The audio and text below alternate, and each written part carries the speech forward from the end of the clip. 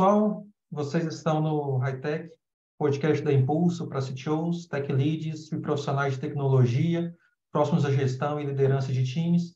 Meu nome é Márcio Sena, eu sou CTO e diretor de comunidades aqui da Impulso. E nessa edição estou com o Matheus Costa, Product Designer, Design System Lead na Salt, empresa com sede em San Diego, na Califórnia.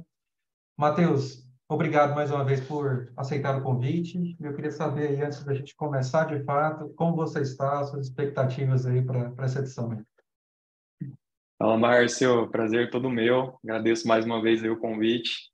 Expectativa alta, muito feliz em estar aqui e espero que seja show de bola essa entrevista. Massa, massa. Você, além de Product Designer, Design System Lead na Salt, eu considero você como um amigo, você que me ajudou bastante desde da entrada aqui na Impulso, lá em 2015, nós dois como desenvolvedores front-ends ali. E para o pessoal também conhecer, os nossos ouvintes aí, conhecer um pouquinho da sua trajetória, queria que você se apresentasse mais aí, falar um pouquinho da sua experiência, um pouquinho da sua vida como desenvolvedor também e como product designer. Claro, claro. É curioso até você comentar isso, porque você também me ajudou muito, né, na minha trajetória. Bom, eu comecei aí, né, pessoalmente eu tinha um blog. Então, eu dava algumas dicas, né, de como customizar o Windows, como customizar o Messenger, enfim, o MSN, né, na época. Eu gostava bastante de Photoshop, né, como fazer montagens, enfim, mexer com camadas, aquela coisa. E até certo ponto eu falei, bom, né, tá legal, mas eu quero me aprofundar. Então, fui em busca de cursos profissionalizantes, né, que foi inclusive onde a gente se conheceu. Fizemos lógica de programação, né, Delphi e PHP, e um dos projetos que nós fizemos foi uma locadora. E ali eu notei assim como meu senso de criatividade ele era aguçado, né? Eu falei, olha, né, não sei se você lembra, mas os outros projetos eles eram legais, mas o nosso tinha um quê Sim. diferente assim. Então, né, tive um estalo, falei, bom, eu acho que isso aqui é algo, né, bacana, né? Talvez seja um bom caminho a seguir. E aí, a partir daí, foi como eu comecei a guiar a minha vida, né? Eu entrei em seguida num curso de engenharia da computação, me dava super bem nas matérias de programação, porém, nas outras eu não gostava tanto. Então, né, coincidentemente, acabou que minha família se mudou para uma outra cidade, né? E nessa cidade não tinha um curso de engenharia da computação. Então, acabei fazendo sistema de informação. Foi meio ali a mesma coisa, não teve tanta diferença. Aí, né, por consequência do destino, apareceu um curso de design, a primeira turma de design nessa faculdade. Eu falei, bom, eu acho que eu vou, né? Dei uma olhada na grade, falei, eu vou arriscar. E aí deu certo, né? Fui, né? Fiz o curso, assim, as matérias me dei bem com todas.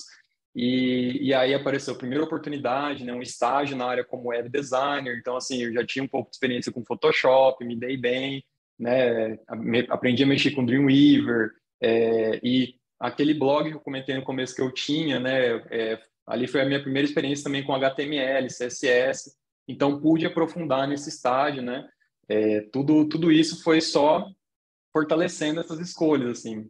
Então, eu consegui daí, né, a partir daí, é, arrumei meu primeiro trabalho remoto, né? Na verdade, fui efetivado, né? Depois arrumei meu primeiro trabalho remoto, na época Guy Labs, né? Também tenho muito carinho pela Impulso, pela Guy Labs, enfim. E depois dela, eu acabei prestando serviço para o exterior. Então, foi onde eu comecei, né, a colocar o inglês em prática ali, para ver se realmente estava bom. E aí é isso, até hoje eu sigo nessa, né? Fiz alguns serviços para empresas do Canadá, da Europa também. Hoje, como você mencionou, estou trabalhando para a Califórnia como Design System Lead, né, Product Designer lá, e acredito que é isso, né? Tô muito contente. Mas assim, é tão incrível a nossa área como um todo, porque um dia nós nos encontramos, quis o destino que nós nos encontrássemos lá em 2008, 2009, cada um estava no momento ali, mas nós temos idades parecidas. Era perceptível, como você disse, o nosso projeto ali, aqueles cursos rápidos mesmo, eu fiz até com outro o meu objetivo era, eu tinha acabado de passar na Federal de Goiás aqui, e eu nunca tinha encostado a mão em código fonte, por exemplo. Eu tinha no Uhum. máximo a curiosidade de amigos, assim, mas eu nunca tinha construído nada. Eu falei, putz, eu quero adiantar um pouquinho aqui, para eu não cair ali tão cru. E eu lembro perfeitamente o que você falou. O nosso trabalho, ele tinha uma preocupação com a experiência do usuário, ele tinha uma preocupação com a performance e tudo mais, que era um projeto simples, mas em alguém conseguir utilizar, mesmo que aquilo ali não iria para o mercado, não iria, a nossa experiência ainda era muito pouca, mas a gente queria surpreender ali, inclusive quem estava nos avaliando, né? E eu lembro demais da sua preocupação e da gente construir aquilo. E logo 7 anos depois, 6 anos depois, a gente se encontra depois na Galabs, agora Impulse, Sim. também. A gente acho que não chegou a trabalhar em nenhum projeto juntos ali de cliente, mas a gente sempre estava falando ali junto dos Style Guides, do Storybook, ali junto em assuntos que eram similares ali que a gente poderia contribuir. Massa, massa demais. E olhando um pouquinho aí, Matheus, do seu desafio técnico hoje, pensando, acho que conhecendo um pouquinho da sua autoridade, e assim, um detalhe bem importante, você passou rápido aí por desenvolvimento na descrição da sua trajetória, e talvez quem não te conheça, possa, o Matheus foi um desenvolvedor júnior ali, não. Pelo menos eu tenho na minha cabeça, assim, velho, você entregou muita coisa com muita qualidade para clientes grandes em pouco tempo. A gente muitas vezes tinha pouco tempo, coisas muito modulares, componentizadas ali. E isso lá no início do SaaS, lá no início do Lev, né, de toda aquela. E até antes disso, né? Então, acho que toda a sua trajetória ela passa pela construção de coisas grandes e de muita qualidade. E olhando para hoje o seu desafio aí, o que passa pelo seu dia a dia que você considera aí talvez o seu maior desafio técnico? Olha, alguns pontos, né? Primeiro, sim, eu sempre fui apaixonado pelo front-end, né? Assim, a gente costuma brincar porque às vezes tem um perfil que ele realmente é a pessoa ali que é muito JavaScript, então, né? Você vê que tem uma parte lógica muito bem estruturada e às vezes o HTML nem tanto. Então, eu talvez tive mais um pouco desse lado, cuidando né, da semântica, né, preocupado em, olha, né, tem vários usuários que precisam entender o que está acontecendo aqui, né, e não depender só de framework também, né, fazer uma coisa que a gente sabe o que a gente está fazendo e depois repassar isso bem documentado. Então, sim, também gostei bastante, né, gosto bastante de mexer com código e esse também foi um ponto, assim, talvez difícil, né? Porque na HI Labs, especificamente, ela tinha uma maturidade diferente das outras empresas que eu trabalhei, né? Onde, sim, o desenvolvedor vai fazer código e o designer vai fazer design, né? E, então, assim, no começo, para eu me adaptar, né, foi um pouco, foi um certo, teve um choque ali, né? E aí, ali eu entendi, eu falei, não, talvez aqui eu consiga contribuir mais com código, né, do que design em si. Então, ali, né, tanto para as próximas, né, as empresas seguintes que eu trabalhei, eu ficava nessa, bom, será que aqui eu vou conseguir contribuir mais como um designer, mais como um front-end, ou, né, um pouco de cada? E aí vai muito disso, né, vai muito da maturidade da empresa, vai muito da necessidade da empresa também, né? Ah, e aí, acho que esse é o desafio, né? Porque tem empresas que, cara, você tem que fazer tudo, né? Não adianta, você faz desde logo, né? Mockup, você faz, né, wireframe, você põe a mão no código. Já outras, olha, não, você vai mexer especificamente aqui com a ferramenta de design, você vai fazer pesquisa com o usuário, ou não, você vai ficar só no código, né? Fazendo front. Eu vejo que é por aí. Eu acho que o maior desafio para mim, né, com esse meu perfil, é conseguir na empresa identificar ou conversar, né? Ter essa troca do tipo, eu consigo ajudar mais aqui ou ali, ou talvez no meio campo ali dos dois, né? Isso, massa. Isso acho que o seu perfil te possibilita isso, e também a nossa área possibilita isso, nossa área de mais especialidades ali, né? Porque tanto o design mesmo, produto design, quanto o desenvolvimento de front-end, ele mudou muito nos últimos 15 anos. Talvez é uma das coisas que mais mudaram aí na parte de desenvolvimento, né? Talvez os back-ends aí vão brigar comigo talvez, mas é algo mais sólido, desde os modelos de modo, de controller, de serviços ali, eles são mais, as views são um pouco mais sólidas dos anos, no início dos anos 2000, 2005 para cá. Claro, a gente tem várias evoluções, não vamos ignorá-las aqui, mas o que mudou o front-end, principalmente de 2015, 2013 para cá, é absurdo, né? Então, assim, você mesmo comentou, essa parte de JavaScript mesmo, o que era, tinha uma área ali, tomou conta de todo, hoje tomou conta de praticamente tudo ali do front-end, né? E acredito que a sua experiência de entender o que está acontecendo, de conseguir elaborar coisas complexas, mas ao mesmo tempo olhar para o usuário, ter a percepção de no time que eu estou, né? Como eu posso atuar? Eu posso atuar um pouco mais próximo do código, garantindo que aquilo ali está evoluindo, ou não, não, agora eu tenho um time de desenvolvimento mais forte, mais maduro, posso estar focando aqui também na construção, na criação aqui é, antes desse fluxo de desenvolvimento, né, numa etapa anterior ali, que tem mega valor. Então, acho que a riqueza do seu perfil, acho que te dá essa disponibilidade de você, inclusive, operar de várias formas. Bem massa. E você, Matheus, a gente estava conversando até antes, você está liderando ali, inclusive, a construção, a criação, a evolução de um design system, né? Uhum. Como que você vê... assim, eu tive, inclusive, recentemente aqui, nos últimos 2 anos, muita conversa sobre design system aqui na Impulso, e, de fato, não é um trabalho de um time, né? É um trabalho dos designers, dos desenvolvedores front-ends, do desenvolvedor back-end. Não, é um trabalho de time, e muitas vezes até da organização, porque é um investimento, um produto, é, muitas vezes nem apenas interno, tem várias empresas que divulgam o seu design system ali como um produto mesmo de marketing, de power branding, várias estratégias. Como tem sido a sua atuação e quanto a esse design system da Sode? Olha, é até curioso, né? Porque da mesma forma que você comentou do JavaScript, o design também, né? As ferramentas de design, elas se atualizaram bem, assim. E, como um exemplo, né, no meu dia a dia, o Figma, por exemplo, né? Ele, cara, com os plugins é incrível o tanto de coisa que você consegue automatizar, o tanto de coisa que você consegue, né, fazer de uma forma simples, simplificar, né, no contexto do time, né? Então, isso é algo que eu, né, com esse perfil, por exemplo, eu consigo ajudar muito. Vou te dar um exemplo, né? Quando eu cheguei na empresa, tinha alguns problemas de atualização, vamos dizer assim, entre o que tinha de fato no código, né, em produção, e o que tinha em design, né? Por quê? Entendo Porque perfeitamente a sua...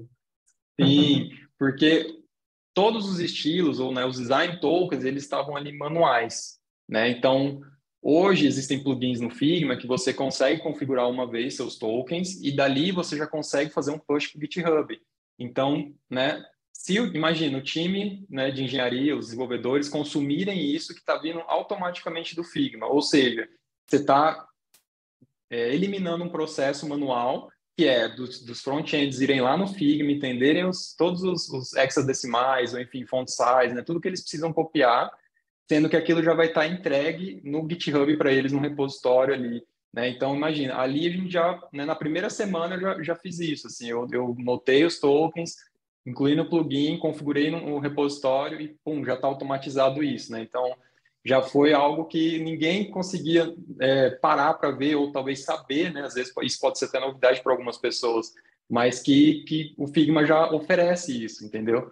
É a mesma forma de documentação. Então, eu consigo selecionar um componente no Figma, assim que eu terminei ele, todas as variantes dele, eu seleciono ele, um clique no plugin, ele já documenta tudo para mim. Né? Ele já documenta espaçamento, ele documenta todas as variações, todas as variantes que eu vou ter, sabe? Então, assim, você consegue, ele faz a anatomia do componente, né? Ó, aqui tem um ícone, aqui tem um texto, aqui tem... Enfim, né? Coisas assim que realmente precisa ter um tempo ali, precisa ter um... Né? Você dá uma atenção a mais para você entregar isso, porque depois isso salva a equipe, né? Tanto os designers, por quê? Porque tem uma falta de padronização, né? E para os front-ends que tem o que a gente chama de drift, né? Que basicamente é o que está ali em produção não está refletindo 100% o que está no design. Por quê? Né? Muitas vezes por Exato. conta desse processo manual. Então, quanto mais a gente conseguir automatizar, melhor. Isso faz muito sentido. A gente tem, inclusive, trabalhado com a solução desse problema e você falando, assim, se alguém passou por isso, certamente passou um filme na cabeça dele, porque esse problema é muito real. É o designer que propôs uma tela e durante o fluxo, outras decisões foram tomadas, inclusive com a presença dele ali, foram tomadas. E depois, quando você volta a fazer alguma evolução naquela feature, você olha para o que está em produção e o que ele propôs inicialmente não conversa. Aí ele tem que ter um trabalho de atualizar tudo que está em produção ali no Figma dele, para ele fazer essa segunda tarefa, essa segunda evolução ali naquela feature. Isso é muito comum. Ou muitas vezes, assim, não perceber que, beleza, o que eu propus inicialmente não é o que de fato chegou em produção por algum problema até de comunicação. Né? Então, essa documentação e essa evolução do próprio design system quanto o que está realmente acontecendo, ou como está realmente aplicado isso em produção, acho que é um dos grandes desafios. E eu acho que você comentou, acho que a automatização ela resolve ou ela nos ajuda muito desses problemas, porque se tem uma coisa que a gente sabe que documentar é complexo, documentar as coisas, ficar documentando. E se isso está fora do seu fluxo do dia a dia, é uma tarefa a mais para você fazer e muitas vezes uma tarefa a mais para você postergar ou muitas vezes nem fazer. Né? Então você tem aquele documento do Figma incrível, mas que ele não reflete a realidade daquele produto. Né? Então, acho que assim, eu não conheço, você comentou aí do plugin direto do Figma que faz alguns pushes no GitHub. Fiquei curioso, vou pesquisar, com certeza. E eu acho que isso reforça o que a gente vem falando desde o início aqui da nossa conversa. Acho que o seu perfil ali, que você consegue. Um designer que ele não teve contato com o GitHub, e muitas vezes ele nem entende o que é um push, muitas vezes. Ou ele até entende, ele sabe o que é, mas ele não consegue ver aquilo ali tão facilmente dentro de um fluxo do seu trabalho. Né? E eu acho que a sua experiência falou, gente, isso aqui para o desenvolvedor é muito fácil. Né? Então, acho que isso reforça ainda mais, acho que a importância do que as suas habilidades aí, do histórico das suas habilidades, suas experiências contribui para o seu dia a dia. E hoje, uma Sim, curiosidade aí, no seu o design system que vocês estão evoluindo e construindo, toda a documentação dele está no Figma ou vocês usam outras ferramentas? Se você puder falar, caso utilizem, para documentar isso. Porque essa é uma sim. grande dificuldade que eu tenho, assim, parece, parece que o Figma resolve por si só. Às vezes não sei. Então, eu queria te ouvir um pouquinho aí. Sim, não, a gente tem que desmembrar um pouco, né? A gente não pode depender só do Figma, né? Claro, tem boa parte, especificamente para os designers, né? O que precisa do relativo ao componente está no Figma. Mas quando entra questões de organização de arquivo, por exemplo, né? Que foi uma coisa que eu também comecei a trazer. O Figma hoje, além do Figma, ele tem o FigJam, né? Também.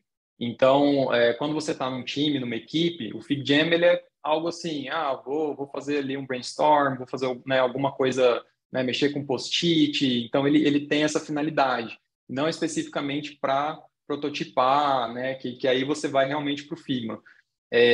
Então, eu tentei trazer um pouco disso também, ó. Vamos criar covers aqui específicos de quando é um arquivo de FigJam, quando é um arquivo utilitário e quando é um componente de design system, né? Então, quando você vê ali a listagem, né, você consegue perceber o arquivo que você está querendo. Então, você filtra ali, eu quero só arquivos de design, vai ter uma cor. Não, eu estou procurando só arquivos de FigJam, vai ter outra cor. Então, assim, para entender tudo isso, né, a gente usa o Confluence do Jira.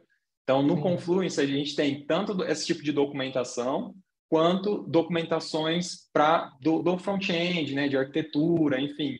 Essa parte está no Confluence. Então, a gente divide dessa forma.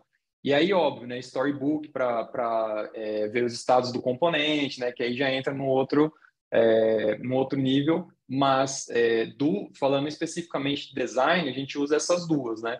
E basicamente Figma é relativo ao componente, então tem normalmente as empresas, né, quando fazem design system, elas costumam ter um arquivo só e esse arquivo tem uma listagem enorme de todos os componentes. Então, assim, eu já estou testando uma nova abordagem que é cada componente tem seu arquivo.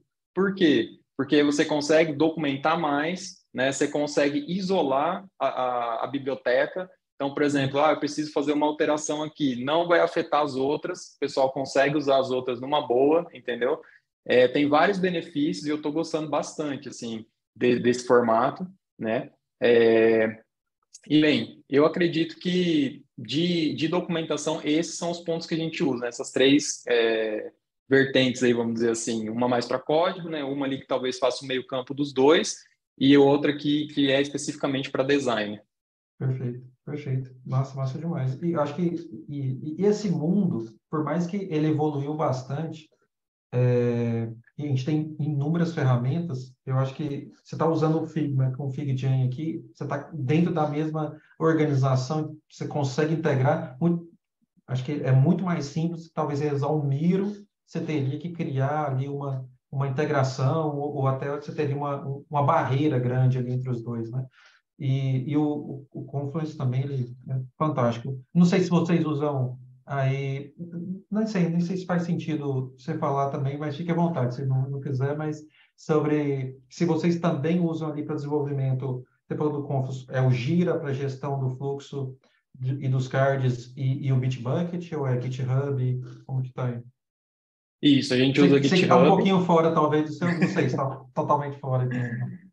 Então, é um pouco, para mim é um pouco complicado, porque o meu produto é o Design System, né?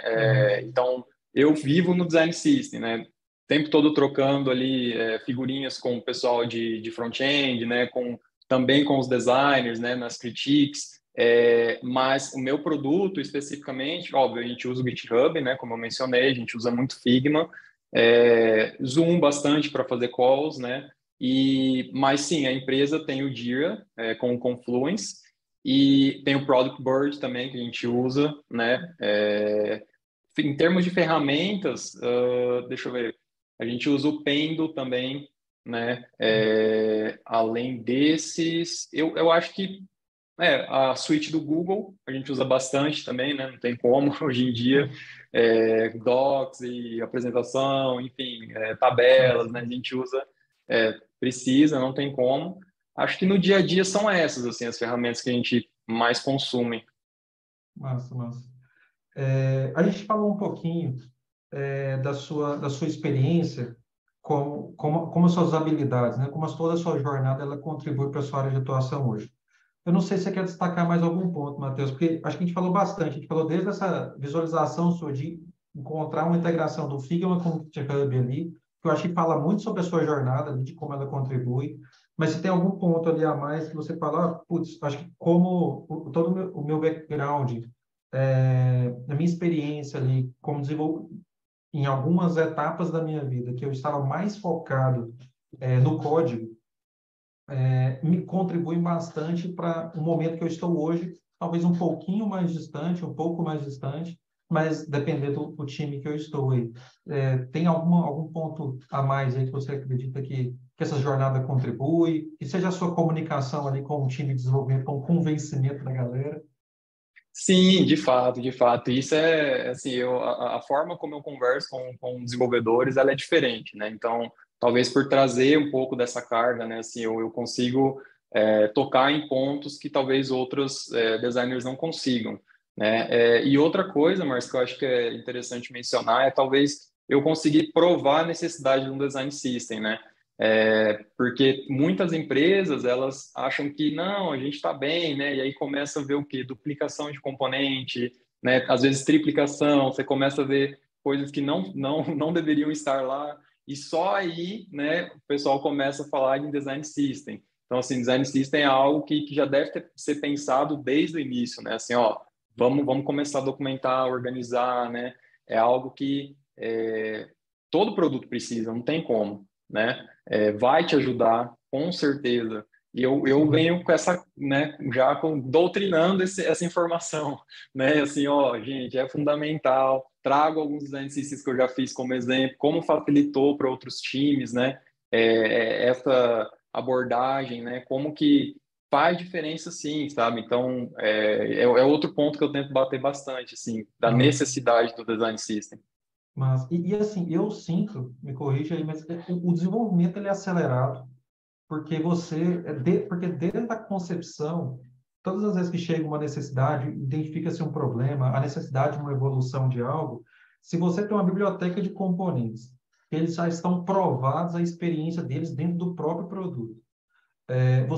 Acho que para o designer, ele precisa, ele tem, antes dele pensar em criar algo, ele tem uma biblioteca atualizada de componentes que ele pode, ele pode simplesmente pegar a experiência que aquele componente tem e atribuir para aquele problema, no lugar dele ficar pensando sempre, embora acho que não que impeça ele de criar componentes, né?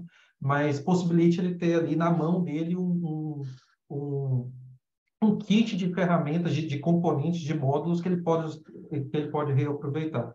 E caso ele reaproveite, acho que na maioria das vezes, acho que isso acontece, isso afeta diretamente no tempo de desenvolvimento, inclusive do front-end, inclusive do time de back-end ali, né? Por quê? Porque tá na mão. Então, ele já implementou aquilo em outro lugar dentro do produto. Então, eu não preciso ficar pensando na margem de 8 ou 6 ou 4 pixels, nos paddings da vida ali.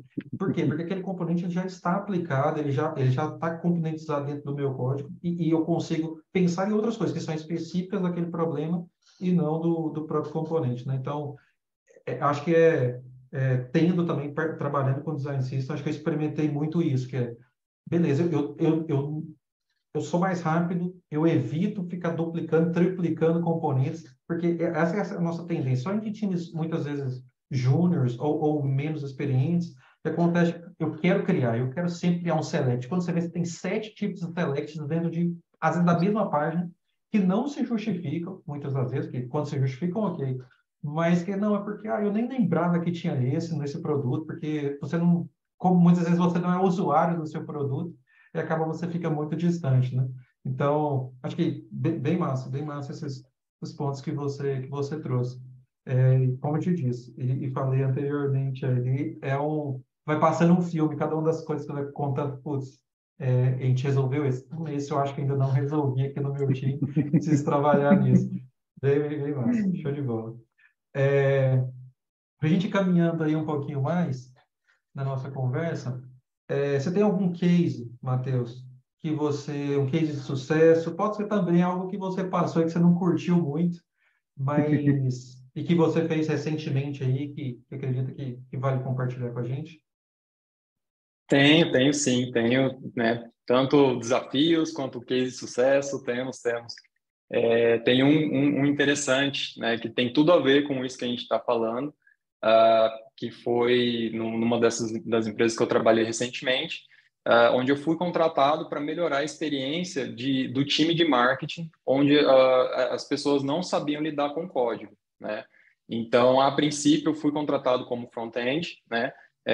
Então, usei bastante Storybook, né? A gente, para contextualizar, a gente tinha o site de marketing, a gente tinha tudo ali já pronto, então não era um redesign, certo? A gente só tinha que melhorar a experiência de uso porque estava tendo um gargalo nos desenvolvedores. Então, supondo, né, o pessoal do blog ou, enfim, queria alterar alguma coisa na página inicial ou na página de contato, tinha que parar um front-end, por favor, publica para mim. Então, como que a gente ia, né, arrumar isso, ou, enfim, né, melhorar isso? E aí, o que a gente fez? A gente usou um CMS, né, Git-based, por quê? Porque para ficar flexível, se futuramente a gente quisesse mudar, né, a gente quisesse migrar para outra plataforma, isso ficar fácil. E a gente construiu daí um Storybook também para as pessoas poderem ver os componentes, né? Tipo, então, exatamente o que estava ali no listado no CMS, elas usavam numa outra tab Storybook para poder ver, de fato, se era o componente que elas queriam utilizar ali, né? Então, a gente resolveu, com essas duas ferramentas, eles conseguiam criar páginas, colocar conteúdo, né, trazer os componentes que eles precisavam. No Storybook eles conseguiam testar os estados, né, conseguiam ver, porque eram dois produtos, né, então eles conseguiam testar se era para um produto ou para o outro, né, tudo ali usando toggles, né, e enfim, com esses dois itens, a gente resolveu de uma forma simples, onde todo mundo, depois, né, com o feedback, a gente ouvia, nossa, parece que eu estou brincando de Lego, porque, né, eu olho ali no Storybook, é esse componente, aí eu coloquei no CMS, montei minha página, tá exatamente o que eu espero, porque, né, comparando um com o outro, era exatamente o que a pessoa precisava, e ela mesma agendava, ou enfim, publicava a página do jeito que ela precisava ali, né, conforme a necessidade, e resolvemos muito bem o problema. Isso é fantástico, fantástico, porque isso é muito comum. Aqui dentro, acho que da Impulso, a gente já também construiu, talvez não um design system quanto a esse item específico, mas a gente conseguiu construir pelo menos um guia internamente aqui para a construção dessas páginas, dessas landing pages, muitas vezes, de conversão que nós queríamos. Porque é muito comum que é muito rápido para um front-end fazer talvez uma demanda, mas são várias demandas que ele tem que fazer e que quando elas são, mesmo que elas sejam todas rápidas, elas vão demorar mais tempo do que deveriam. E se você conseguir tirar, remover algumas dessas demandas para levar para um CMS, para um guia, para que essas pessoas que não são desenvolvedores front-ends consigam criar essas telas próximas ou muito semelhantes ao que o front-end faria, né? E o que eu acho que não falta são CMS que nos ajudam com isso. Acho que mas que ele sozinho não resolve. Se a gente acessar o Webflow, por exemplo, que a gente já usou ele bastante aqui, ele é incrível. Você bate ali, nossa, que lindo. Mas quando você coloca uma pessoa não técnica para pôr a mão naquilo ali, sem nenhuma instrução, sem nenhum guia, vai sair algo completa. Para ela pode até parecer, nossa, ficou bom. Mas para a gente que é um pouco mais cuidadoso, especialista aqui no assunto, gente, mas está muito distante do que um front-end, do que um time, né? Ali faria, um time pleno, um time sênior faria. Então, e eu acho que você ter criado mais do que um guia ali, para você tirar esse gargalo de desenvolvimento, acho que é uma dor que eu acredito que muita gente que está nos ouvindo aqui, ele também tem. Porque são muitas landing pages, você citou aí, há uma mudançazinha no blog, que tem uma fila, tem um backlog ali para o time de desenvolvimento fazer, que muitas vezes não entrega o valor que aquela pessoa. Porque assim, eu até brinco aqui na Impulso. Todo mundo que nos pede alguma coisa, para ele é a coisa mais importante no Impulso. Então, assim, Uhum. mas esse componente no blog, da terceira página aqui do blog, é a coisa mais importante para ele. E nós temos que ter a maturidade de identificar aqui, oh, isso aqui você conseguiria fazer, isso aqui a gente conseguiria fazer, mas não é nesse tempo, é num tempinho um pouco além disso, tudo bem, e a gente vai negociando ali, porque a gente muitas vezes está com uma outra coisa mais importante na visão da empresa, né? Então, acho que se a gente conseguir, acho que esse case é bem importante, tirar esse gargalo de desenvolvimento, que sempre, né? Acho que em qualquer fluxo de trabalho, com raras exceções, o time de desenvolvimento vai ser um gargalo. Se a gente conseguir minimizar esse impacto do fluxo ali, desse gargalo, acho que é um ponto muito positivo. Eu falo muito, estou escrevendo bastante sobre a eficiência do fluxo, estou estudando bastante Uhum. isso. E eu sei, eu olho para o meu fluxo de trabalho aqui do time, eu falo, aqui é o meu gargalo, é time de desenvolvimento. Como eu resolvo, não é removendo o gargalo, isso não vai acontecer, mas removendo coisas que a gente poderia evitar que o time de desenvolvimento se preocupasse. Então, fantástico, fantástico. Anotei aqui Perfeito. Tem, a sua dica aqui. tem mais um detalhe que acho que eu esqueci de mencionar, mas a gente também documentou tudo isso, né? Então, na época a gente usava o Notion. Então, ali no Notion a gente criou, né, todo o passo a passo, né? Ó, vem aqui para criar uma página. A gente até chegou a construir testes AB usando o CMS, né? Então, a Ah, pessoa conseguia testar as variantes dela ali, tudo, né? A gente fez passo a passo, gravava vídeo, por quê? Porque também a gente está falando de times globais, né? Então, né, o pessoal, às vezes, da Europa precisava ver e você não estava disponível, né? Então, deixa documentado, a pessoa assiste o vídeo, né? Vê o passo a passo. Então, resolveu muito, assim, porque o pessoal se virava, né? O pessoal conseguiu resolver esse problema, né? Resolver por eles mesmos, publicar páginas, né? Editar, às vezes Show. voltar, fazer o passo a passo certinho com o nosso processo ali. Mas, não, fantástico, fantástico. É muito valor. Acho que quando a gente passa acho que o nível de maturidade e experiência nosso, quando a gente olha para o design, para o desenvolvimento, como também um negócio, você começa a entender o quanto essas soluções, que aparentemente parecem simples, mas quem experimentou um pouquinho de criar essa documentação para outros tipos, vê que não é tão simples, mas ela tem muito valor. Você sai da camada de simplesmente código, telas, criação e você vai para resolver problemas da organização de uma forma prática, simples, e acho que por isso que a gente tem várias soluções aí com no-code, que também tem muito o seu lugar, que velho, seria bem importante a gente construir isso com a nossa carinha, com o nosso desenvolvimento, com nossas políticas. Massa.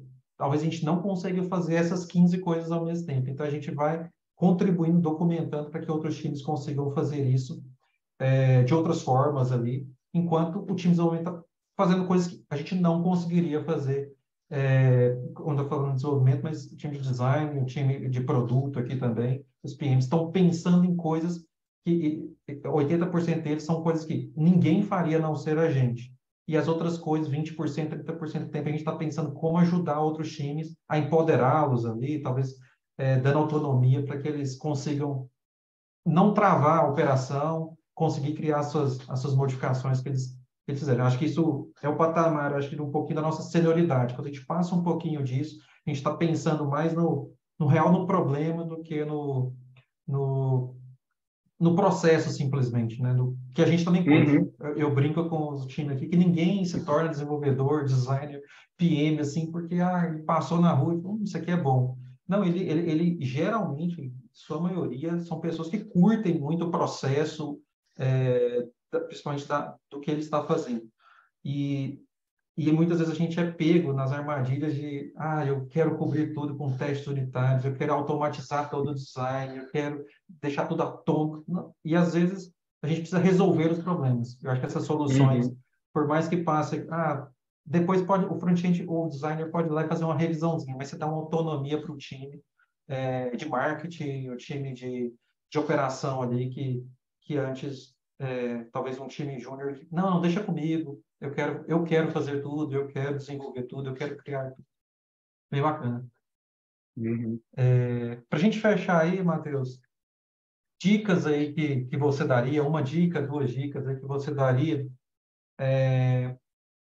com base na experiência e de tudo que nós falamos aí, para deixar aí mais um pouquinho de conteúdo aí para o pessoal. Acho que você já falou bastante, tanto das ferramentas, tanto da importância do design system, mas com certeza tem mais algumas coisas aí. Assim, primeiro eu gostaria de reforçar, né, essa importância novamente do design system, porque até por experiências passadas, né, assim, eu cheguei a ter início de burnout por ver que né, precisava de um design system, precisava dessa organização, dessa documentação, e a empresa não abraçava, né, então assim, aquilo foi me desmotivando, né, e então assim, isso, né, talvez seja um ponto legal de os gestores olharem, né, com carinho, de falar, não, realmente, talvez a gente possa trazer isso, né, a gente pode usufruir, realmente, vai ser muito útil, não tenham dúvidas, né. E talvez um segundo ponto como eu mencionei também, sobre o trabalho remoto em si, né. Então, com essa experiência minha, né, com times globais, times de fora, documentar é essencial, deixar, né, se possível, gravar vídeos, né, explicando como fazer o passo a passo, explicando exatamente aquilo que você pensou, como você aplicou, né, como resolver. Olha, isso, sem dúvidas, é algo primordial, assim, porque eu vejo muita empresa querendo todo mundo na mesma sala, todo mundo na mesma reunião, né, todo mundo. Então, é importante a gente quebrar um pouco isso, né, fazer as coisas assincronamente, trazer, né, às vezes, essa questão do fuso horário já é um ponto, né, uma realidade que precisa ser trazida com mais força, com mais intensidade, porque muitas vezes a pessoa está lá quase no horário de jantar dela e ela precisa estar numa call. Não, ela não, né? Vamos repensar se talvez precisa mesmo, né? Vamos deixar isso gravado, a pessoa assiste depois, né? Da mesma forma com documentar as coisas, né? Às vezes só o texto também não é suficiente, vamos tentar gravar um vídeo explicando mais a fundo, né? Porque vai agregar mais, com certeza agrega mais, né? Então, eu acredito que essas são dicas, né, que eu daria e, como eu disse, né, de explorar plugins, né, se você está mexendo no Figma, olha, o universo do Figma é ótimo, tem plugins que você nem imagina, de coisas que você, às vezes, está fazendo manualmente ali, você poderia estar automatizando, né, ganhando tempo, fazendo muito mais rápido. E eu acredito que é isso, assim, né, claro, eu também fora do meu horário de trabalho, eu faço mentorias, né? Eu dou mentorias, e especificamente para pessoas que elas querem vir para a área de tecnologia.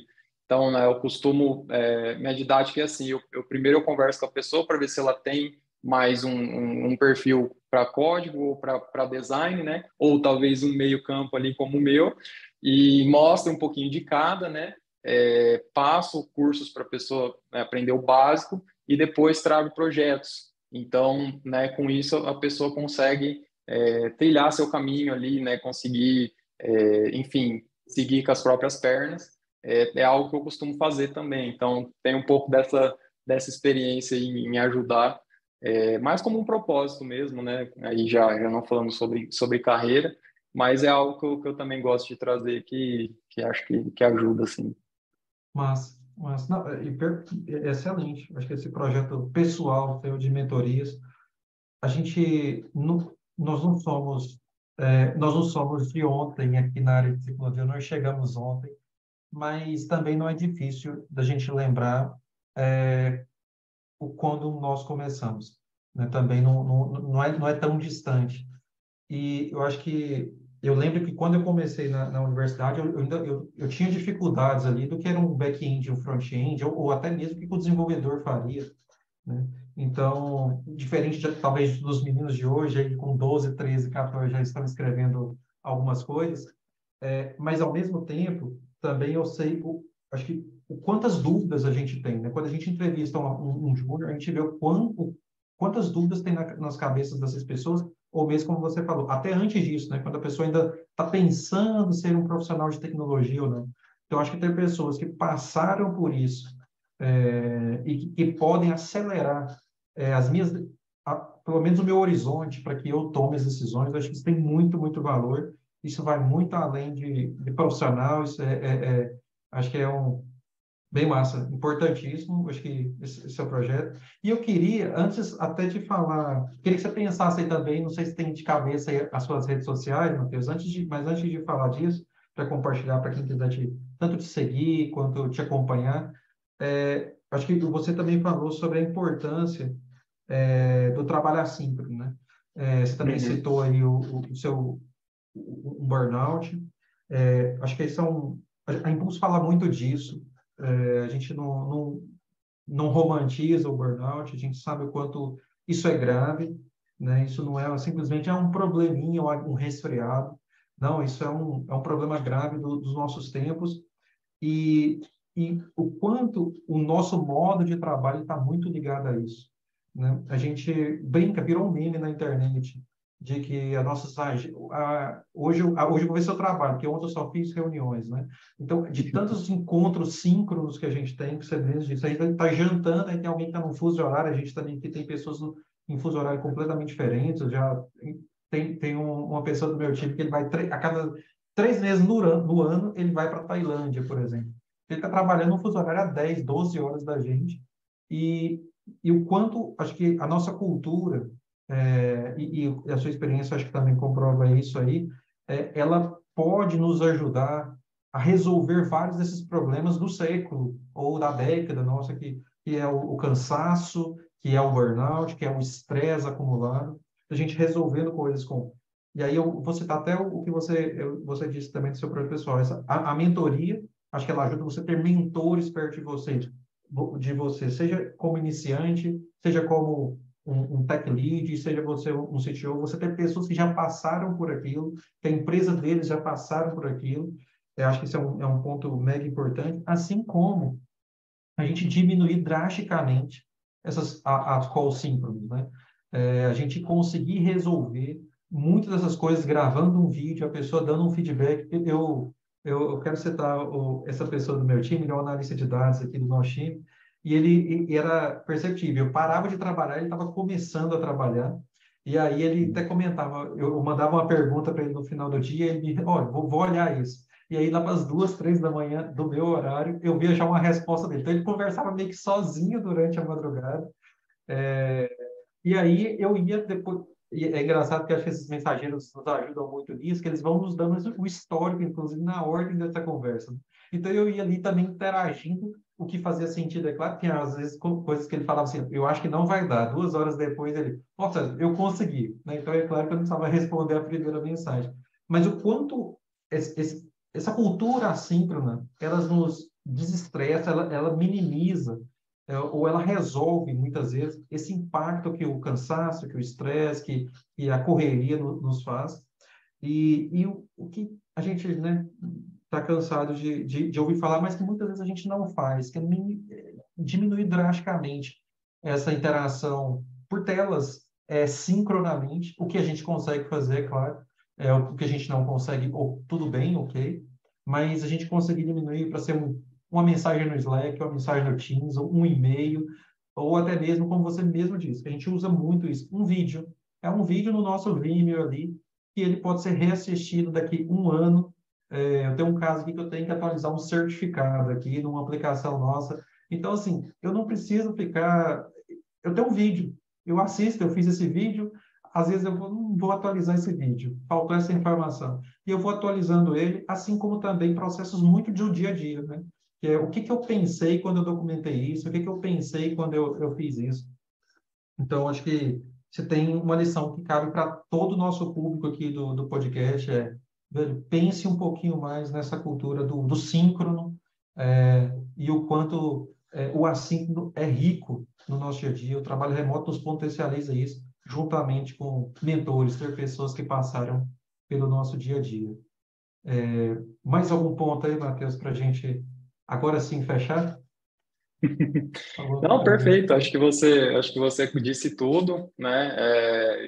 E novamente, né? Só para reforçar, isso são talvez um pouco desse reflexo da muitas empresas terem começado remoto agora, né? Então eu vi já, né? Já presenciei casos, por exemplo, de ter que parar a empresa toda para ver lançamentos de feature. Às vezes você tem vários produtos, né? E você lança essas features e tem que parar a empresa toda para assistir. Então pensa, se você grava um vídeo, né, por time, depois cada um assiste quando pode, cara, você ganha muito tempo, né? Você, enfim, são pequenos pontos, pequenos ajustes que de fato fazem diferença, né? Design critique também, né? Eu vejo muita empresa que precisa fazer design critique ao vivo. Não precisa, você pode fazer, né, assincronamente, tem boards no FigJam para ser usado, né? No próprio Figma você consegue fazer.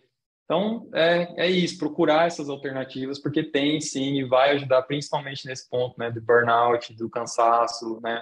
Isso é, de Mas, fato, grandioso. sim.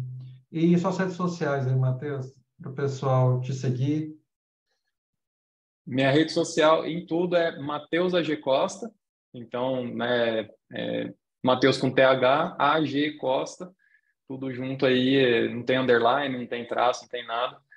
E assim, eu sou um pouco low profile, não posto muito, mas tento mexer um pouquinho.